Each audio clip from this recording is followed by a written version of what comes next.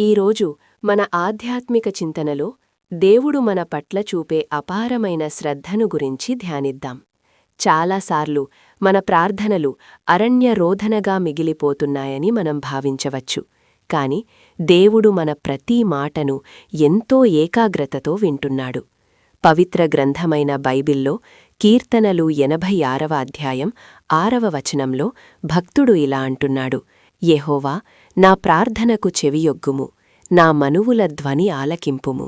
ఈ మాటలు దేవునితో మనకున్న అత్యంత సన్నిహితమైన సంబంధాన్ని గుర్తుచేస్తున్నాయి.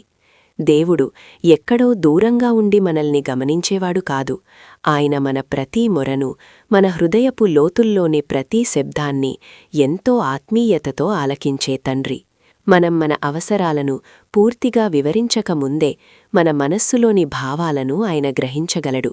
మన తక్కువ స్వరంతో చేసే విన్నపాలుగాని, మన నిశ్శబ్ద ప్రార్థనలుగాని ఎన్నటికీ వృధా కావు. ఆయన మన పట్ల చూపే ఈ పరలోకపు శ్రద్ధ మనకెంతో ధైర్యాన్ని, ఆదరణను ఇస్తుంది. ఇప్పుడు మనం ప్రార్థన చేసుకుందాం.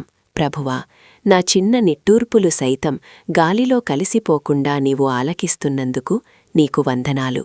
నా హృదయ స్పందనను, నా నోటి మాటలను నీవు నిరంతరం గమనిస్తున్నావని నేను నమ్ముతున్నాను. నీ సన్నిధిలో నేను పొందే ఈ నెమ్మదితో నా హృదయాన్ని నింపుము. నీ కృపలో నాకు విశ్రాంతిని దయచేయుము. ఆమెన్.